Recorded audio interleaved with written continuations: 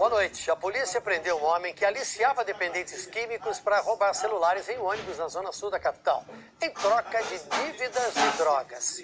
A investigação apontou que a quadrilha roubou mais de 1.000 aparelhos nos últimos 10 meses. Repórter Wallace Lara está na delegacia do Campo Limpo. Boa noite, Wallace. Boa noite, Tramontina. Boa noite a todos. Olha, Tramontina, até agora 5 pessoas já... Itamar Viana Justino é apontado pela polícia como mandante da organização criminosa que chegou a roubar cerca de 1.000... compareceram aqui e conseguiram retirar os seus aparelhos. O pessoal, porém, está tendo muita dificuldade.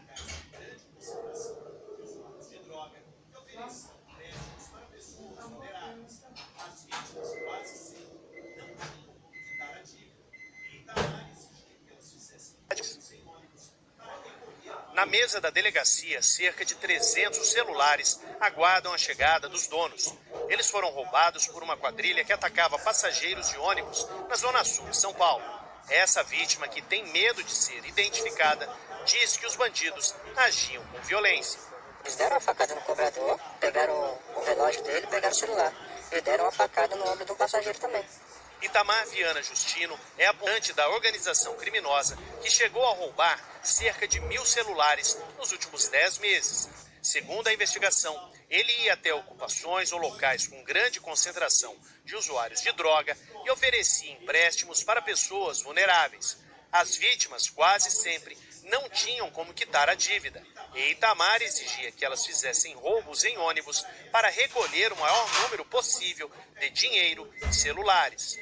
Os investigadores dizem que colocava 2 mulheres de confiança para comandar os roubos. Elas entregavam as armas para os bandidos minutos antes do ataque aos ônibus e recolhiam logo depois. Assim, elas evitavam que os ficassem armados diante de Itamar, pudessem se vingar. Há mais de um ano, o SP2 vem mostrando o medo de quem anda de ônibus na capital. Na semana passada, câmeras de segurança registraram um assalto armado. O ladrão recolhe os pertences dos passageiros e chega a bater neste homem. Ele e um comparsa foram presos na Marginal Pinheiros. A polícia diz que no caso da quadrilha comandada por Itamar, os celulares de maior valor eram levados para essa assistência técnica, na rua Simão Caetano Nunes, no Jardim Ângela. O dono da loja, Robério Nunes da Silva, que também foi preso, trocava os celulares por vales, com valores que os ladrões abatiam na dívida que tinham com Itamar. E a polícia encontrou hoje mais de 400 quilos de drogas na zona sul da capital. Os cães farejadores foram fundamentais.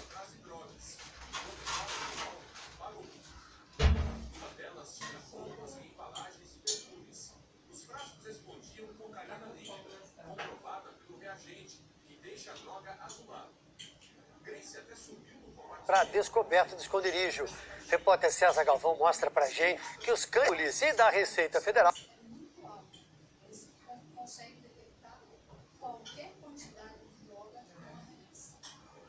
Os 3 cães treinam no mesmo lugar. Os farejadores. Hoje 2 deles foram para a central de distribuição dos Correios, na Lapa. Bart, o labrador brincalhão,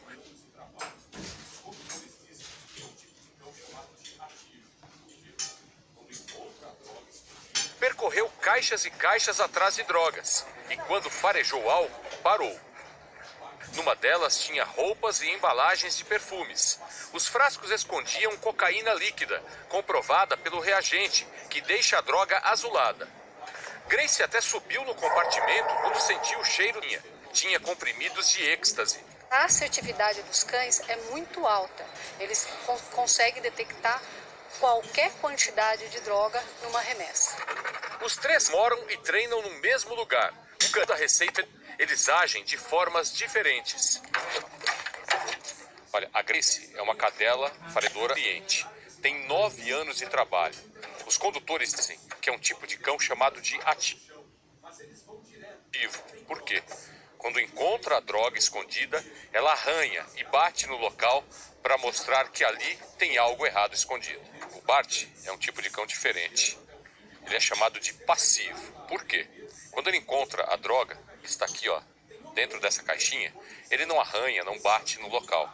Ele apenas para em frente e fica esperando alguém ir tirar lá. Ou então, alguém dar o brinquedo dele para ele se divertir um pouco. Nas ações ou em treinamento, os cães não têm contato direto com as drogas. É o olfato deles que prevalece. Tem uma camada bem grossa de brim aqui que protege para que o cachorro nunca tenha contato com esse entorpecente. Eles também ajudam na fiscalização de cargas e bagagens no Aeroporto Internacional de Guarulhos. Podem ter muitas malas no chão, mas eles vão direto na que tem drogas. O que os cães indicam não tem erro. Basta rasgar o fundo das malas, tirar pacotes de cocaína e prender os traficantes.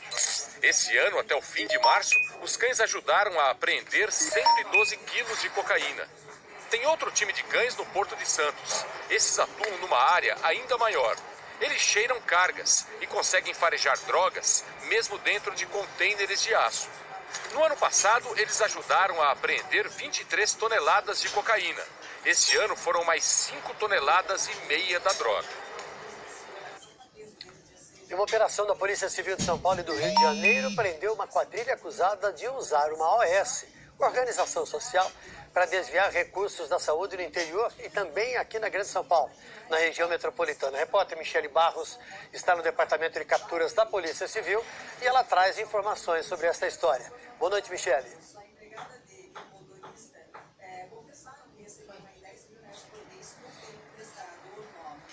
Aqui em frente ao DHPP, Tramontina, boa noite para você, boa noite a todos. 8 mandados de prisão no Rio de Janeiro e em São Paulo. 5 pessoas presas aqui em São Paulo. Uma foi em Jundiaí, uma em Mariporã, 2 em Osasco, uma aqui na capital. Entre os presos, um ex-funcionário da ANS, Agência Nacional de Saúde. Essas pessoas participavam, segundo a polícia, de um esquema que era comandado pelo médico patologista Luiz Teixeira da Silva Júnior, 39 anos, com apoio da mulher dele, a Liliane Bernardo Rios da Silva. O casal está preso desde o dia 6 de abril em São José dos Campos. De acordo com a investigação, o médico dirigia então essa organização social que administrava a unidade de saúde, recebia verba pública e desviou 20 milhões de reais de 4 municípios: Campo Limpo Paulista, São Roque, Cajamar, Barueri. Abriu uma empresa de plano de saúde no Rio de Janeiro, colocou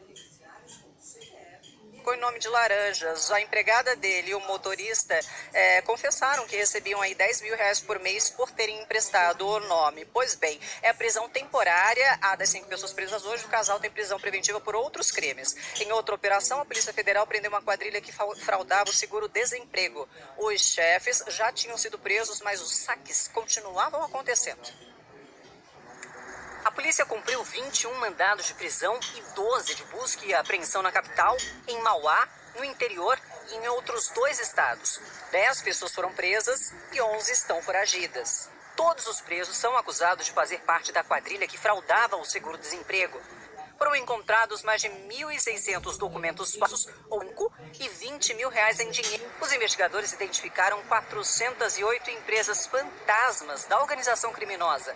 A quadrilha criava beneficiários com CPF, endereço e carteira de trabalho, tudo falso, para receber indevidamente benefícios do INSS.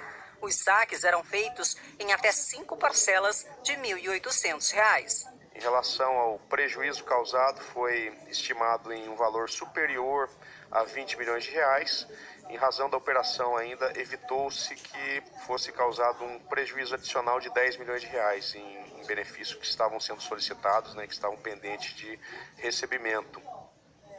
A operação foi batizada de Mendacium, o que significa falsidade em latim.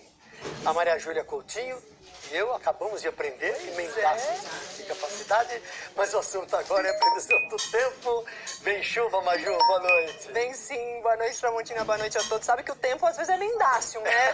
Promete uma coisa, entrega outra. É o seguinte, vem chuva, mas amanhã, agora à noite, deve garoar aqui na cidade de São Paulo. Queria que a gente desse um giro para ver como é que tá a temperatura. Aqui na Vila Mariana a gente tem agora, já tem chuvinha, uma garoa prevista para essa noite. Aí, Tramontina, amanhã é o seguinte, tem esse sistema aqui que é chamado de cavado, que são ventos fortes lá nos níveis mais altos da atmosfera, e aí a chuva deve engrossar no leste do estado. Aqui em São Paulo, essa chuva deve chegar no período da tarde, máxima de 26 graus, e atinge também aqui, Santo André, Francisco Morato, São Bernardo, Guarujá e Caraguá com bastante chuva.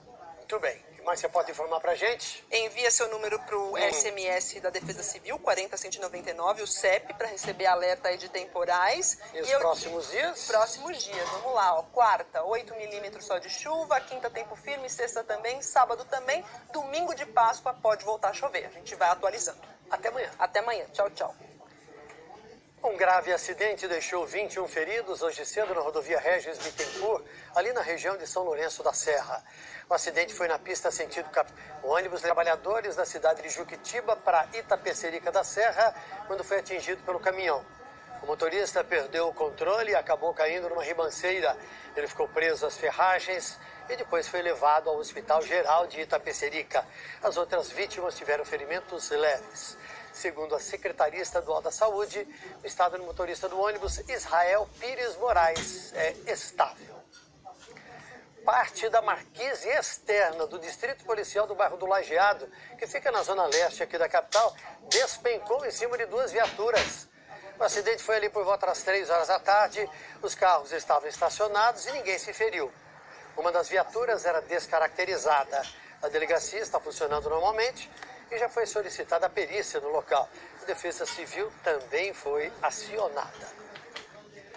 Um estudo da Fundação SEAD, divulgado hoje, mostrou que a expectativa de vida dos paulistas aumentou. A base do estudo levou em conta o período entre 2000 e 2018. E você vai ver comigo aqui os números e as informações. Neste período, a expectativa de vida da população aqui no estado cresceu quase 5 anos. A análise dos óbitos mostrou que a esperança de vida passou para 76, bem maior que aquela registrada no ano 2000, que era de pouco mais de 71 anos. A mortalidade masculina caiu. Agora a diferença em relação às mulheres foi de 9 para 6 anos. A seguir você vai ver aqui no SPTV as carreiras que estão com os dias contados e o plano B para quem está na lista. O trânsito nesse momento na Avenida dos Bandeirantes. A gente volta já.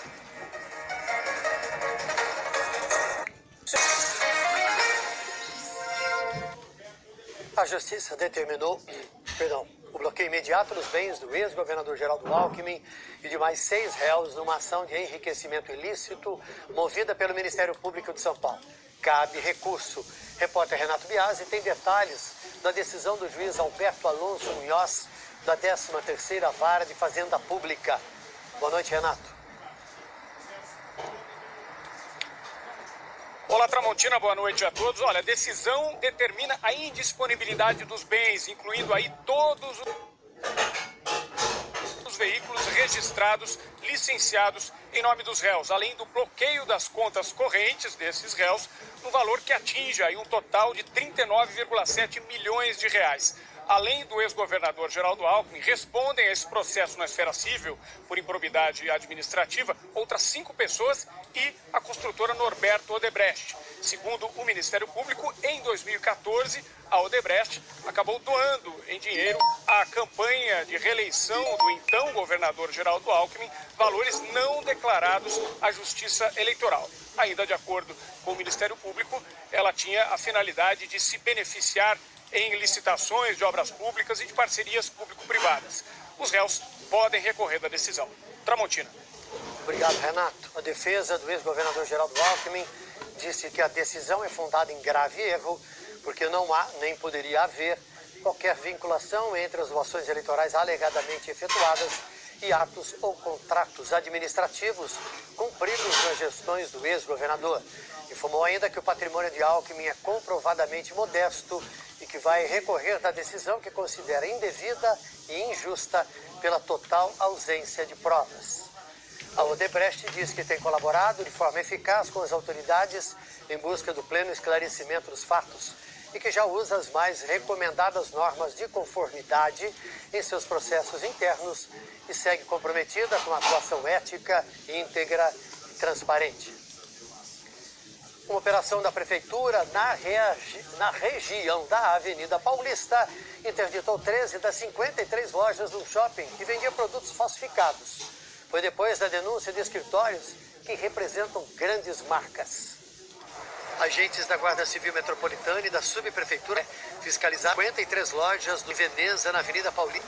A Operação Comércio Legal encontrou produtos falsificados de 20 marcas. Entre eles, equipamentos eletrônicos, sapatos, óculos, relógios. O shopping apresentou alvará de funcionamento e tem 5 dias para se defender em relação à ação de hoje. É uma ação que a Prefeitura faz de combate à pirataria, que é um grande prejuízo. É um prejuízo para o trabalhador, é um prejuízo para o consumidor, é um prejuízo para o governo, é um prejuízo para quem trabalha dentro da legalidade. Enfim, a cidade de São Paulo precisa ter uma ação mais firme, cada vez mais forte contra a pirataria. 500 toneladas de produtos piratas foram apreendidos desde que a Operação Comércio Legal começou, em novembro do ano passado. A inadimplência das famílias paulistanas passou dos 20% em março. Isto não acontecia desde outubro do ano passado, segundo pesquisa da Federação do Comércio de São Paulo. Nós vamos ver os detalhes aqui na tela. Acompanhe comigo. No mês passado, a inadimplência ficou em 20,1%, uma alta de 0,3 ponto percentual em relação a fevereiro. Isto significa que 2.160.000 famílias têm algum tipo de dívida e pouco mais de 787 mil estão com contas em atraso. O número de famílias que disseram que não têm condições de pagar dívidas também aumentou. Agora são mais de 342 mil. O principal tipo de dívida continua sendo cartão de crédito e depois vem os carnês. Na nossa série Trampo, hoje nós vamos mostrar que 35 milhões de empregos podem desaparecer no país por causa do avanço da tecnologia. Você vai conhecer então quais são as profissões mais ameaçadas e como garantir o emprego no futuro. Desde que chegou do Piauí há 35 anos, o Aloísio trabalha dentro de um ônibus, sempre como cobrador. É só nos momentos de folga que ele consegue se dedicar ao que tanto gosta. Eu canto, eu toco instrumento, toco violão. Ele até já gravou um CD. Por favor, não chore, não quero ver você chorando. Mas sabendo que o futuro da função que ocupa é pouco promissor, ele já pensa em colocar em prática o plano B. É um plano B sim, mas a minha luta é para mim conquistar meu espaço na música. Como nem todo mundo tem o talento musical do Aloísio para sonhar com as paradas de sucesso, o jeito é encontrar um caminho dentro do mesmo ramo de atuação. Essa velocidade média 50 por hora. É 50 por hora? Este é um curso que capacita cobradores de ônibus a virarem motoristas. Antes de guiar um ônibus, eles fazem testes neste simulador. O que você está achando desse simulador? É uma experiência diferente, eu nunca tinha feito e é uma coisa boa, né? Que a gente aprende aqui e na prática a gente leva para a rua. A gente vê que a função de cobrador ela está cada dia mais diminuindo, né? Então eu achei por bem fazer porque para garantir meu emprego, né? A função de cobrador está mesmo na corda bamba. É uma das 10 que mais correm risco de acabar até 2026, de acordo com uma pesquisa recente da Universidade de Brasília.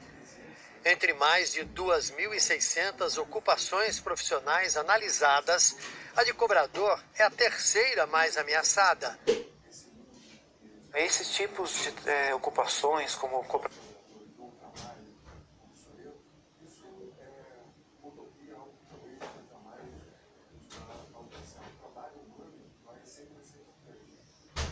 a ficar mais atentos para buscar outras alternativas, porque são ocupações que hoje já podem, a um custo muito razoável, serem sumidas.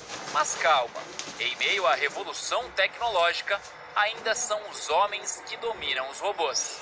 O importante é ele investir em certas habilidades que vão permitir com que esse trabalho ele exerça, né, a sua atividade profissional.